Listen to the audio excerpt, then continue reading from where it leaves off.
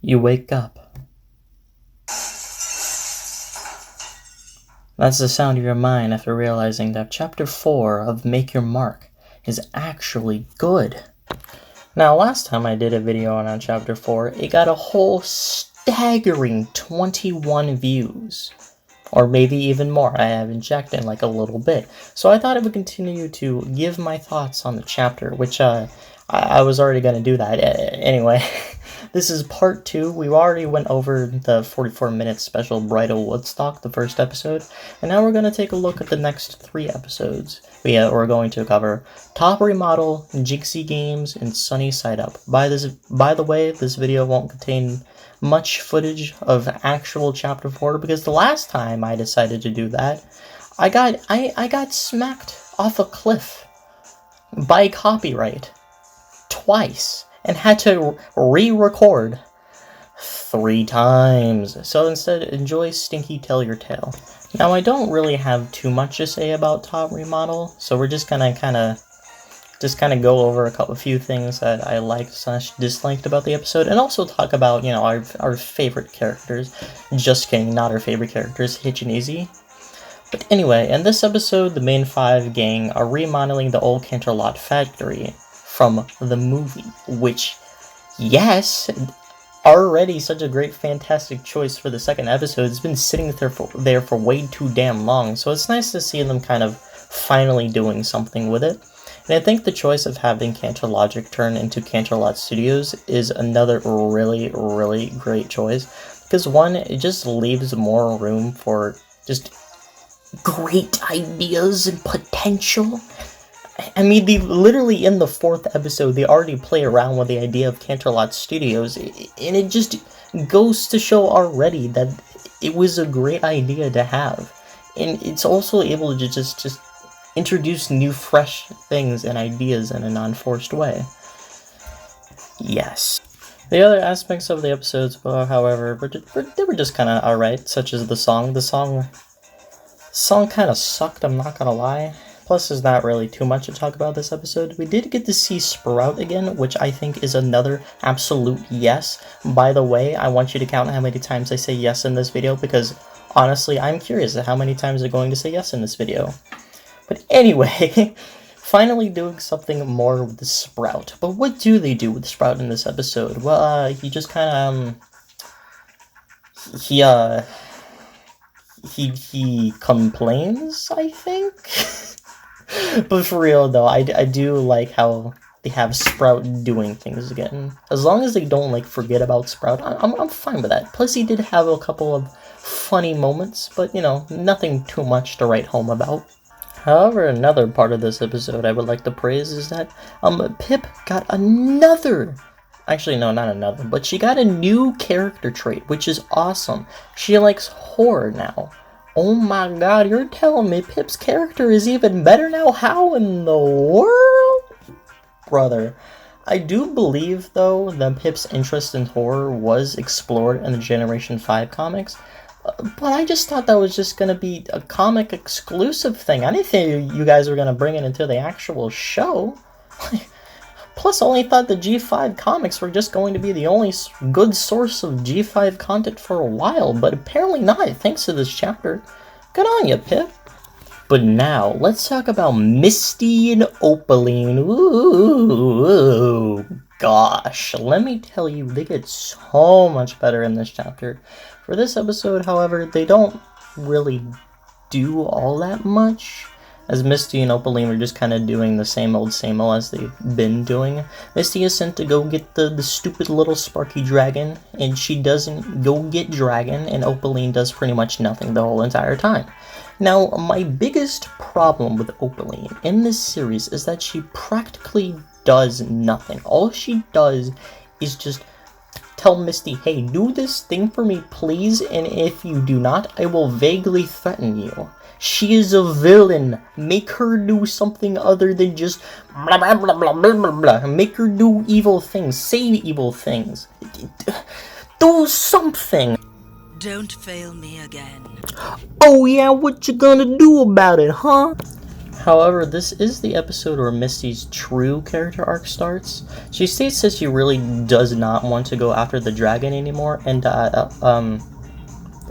Misty, Misty, are you gonna close that door behind you? You know Opaline could walk in at any second. But then later in the episode, Misty,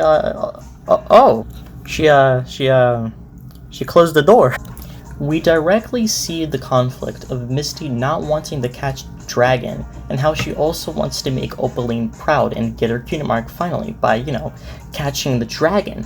But she also wants to hang out with her new friends, Sunny and the gang. This makes perfect sense for her character as we actually build up to this moment with her hanging out with the main five and beginning to question Opaline being truthful to her, and the whole kindness thing.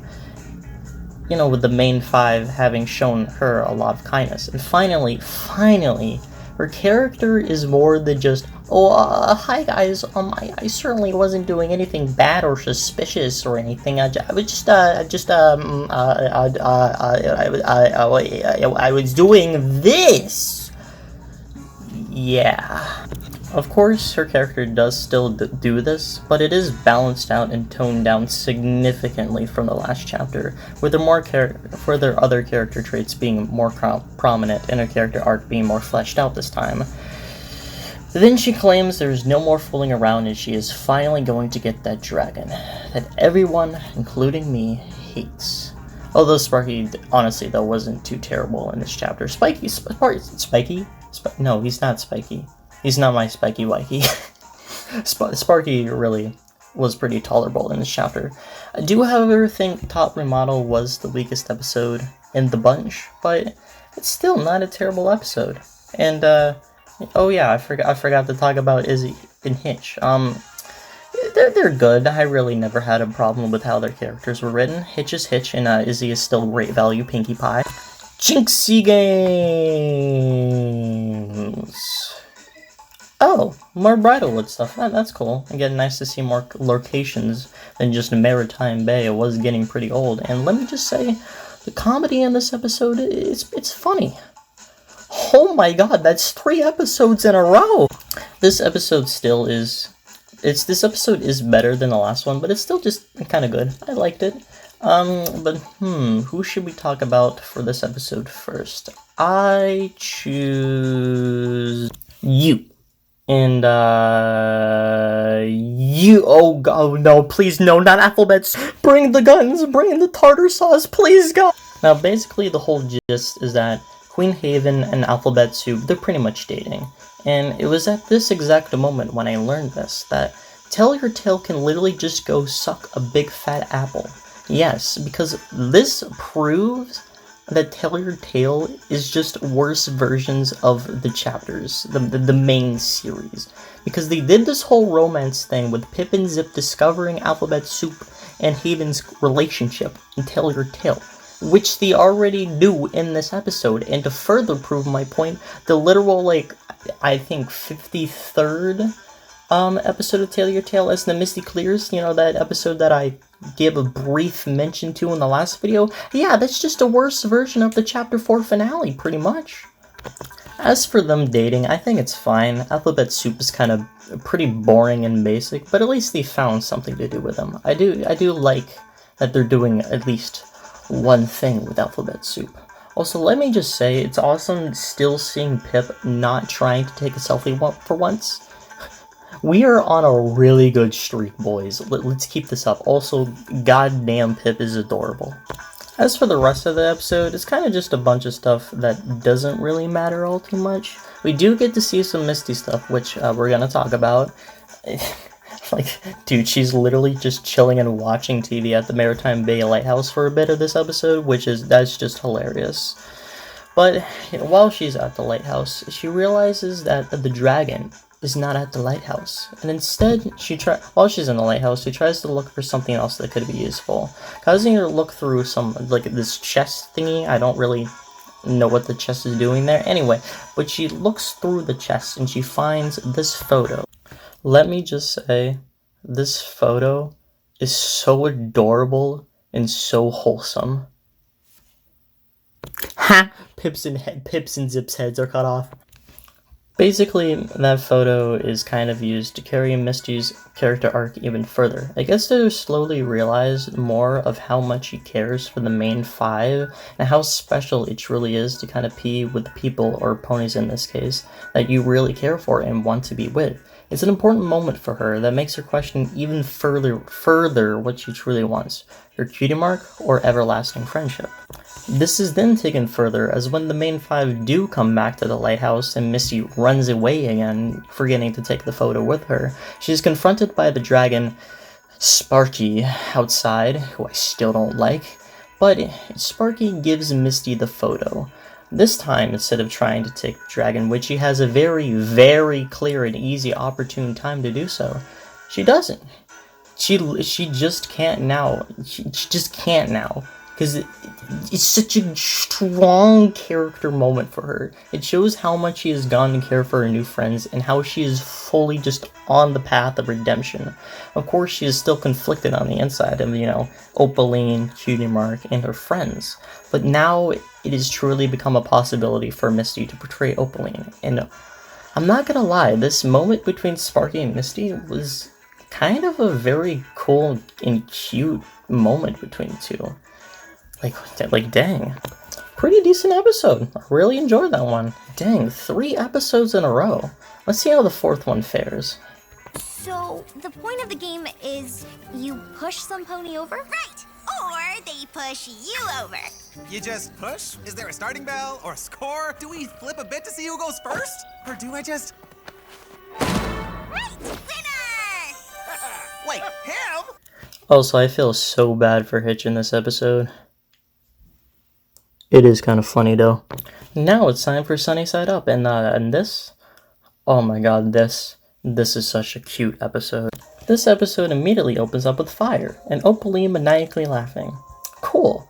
Also Opaline found the cute picture that Misty found in the last episode. Not cool.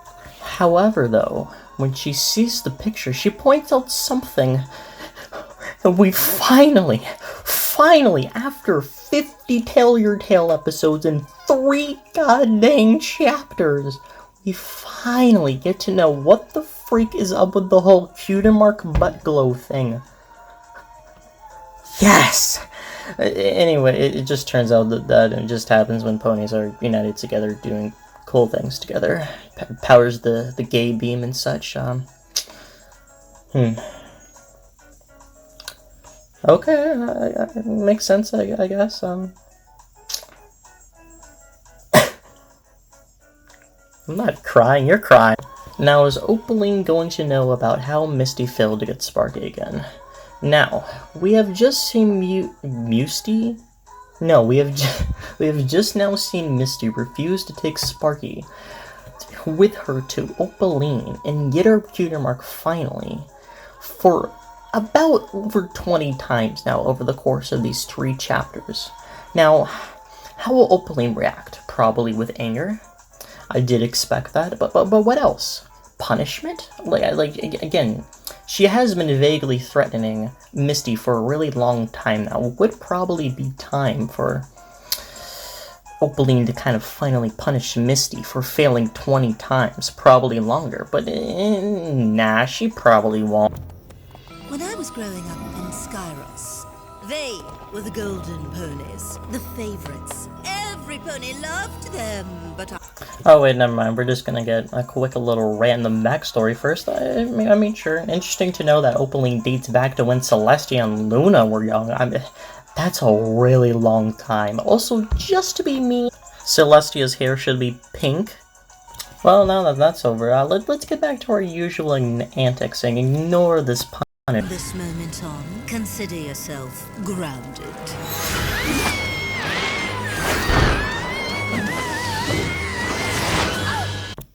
Oh. Well then, she actually punished her. Wow, good on you, mate. After such a long time and so much failure, Opaline actually gives Misty a punishment. She's being evil. Oh, that feels great. Now this This is a great writing decision, because now that Misty is grounded and locked in a room, it not only gives time for Misty to kind of reflect on her choices and kind of just think about what she has gone up to for like the past couple of weeks or something with the main five and such. This also finally lets Opaline just do something for once, because she's going to get out of the house and finally do something. Oh yeah! I cannot tell you how long I've been waiting for this moment. So what Opaline does while Misty is locked in a room, we'll get to that later. We got other things to talk about, but damn it, I'm just so damn happy. Anyway, the main five are using Canterlot Studios. Basically, the gist of this episode is that the main five want the ponies of Maritime Bay to start finally using Canterlot Studios. So the main five decide to make a small cookie show with Sunny and Hitch. And oh my god, let me just tell you, the chemistry and fun moments, moments between Hitch and Sunny in this episode are pretty damn good and amazing. You really get the feel that Sunny and Hitch have known each other for a very long time, which they indeed have. Plus the small conflict they have, which I'm not really going to get into. Again, it feels natural and it just feels them. This episode also single-handedly carries the most wholesome, fun, and enjoyable moment in the whole entire series so far. You wouldn't dare!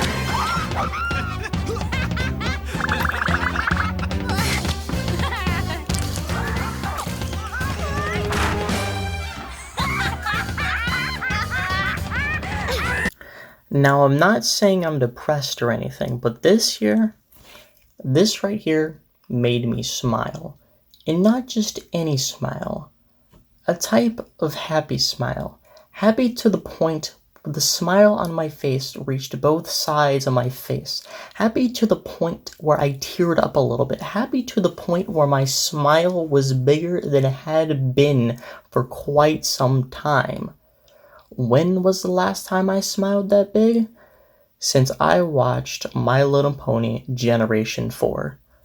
They really did it. They managed to create their own magic here. That was magical enough to make me as joyful as Generation 4 did. And I think that speaks volumes. Anyway, back to what was that stumble on words? Back to Misty. She's still trapped. Cool. So what's Opaline up to? Well, she's piking pretty much. She's trying to get this dragon stone, and oh wow, she did some pretty powerful blast in the scene. That's actually pretty awesome. And wait a minute, dragon stone? Okay, so where did this thing come from? I got some problems with this. Well, yes, this does mean that going after the Dragonstone, we can spend less time going after Sparky, which is a definite plus. But why haven't we heard of this until now?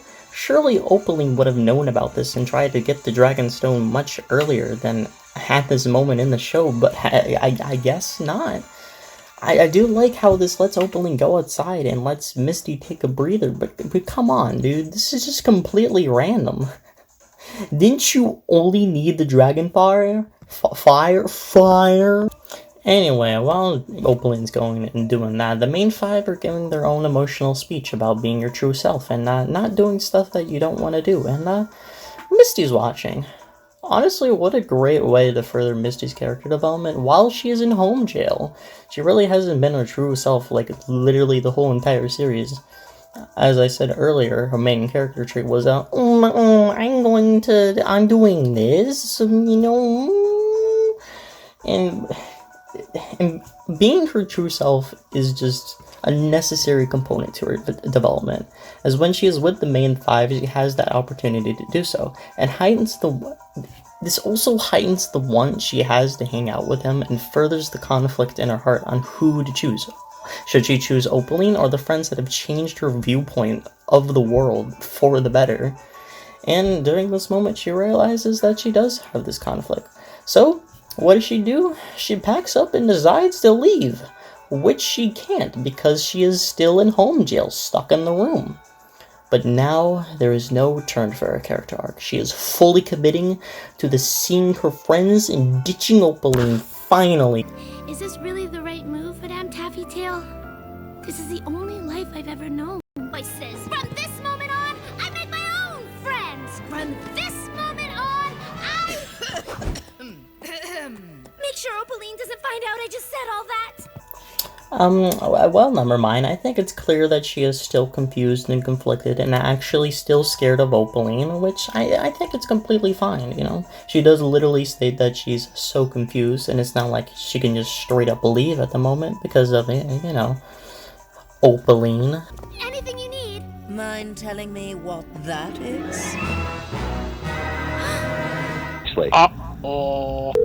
Now that, honestly, that was a really good episode. And I think the second best of the chapter. It's at least my second favorite. But let's see how this predicament continues in the next episode. And by the next episode, I mean in the next video!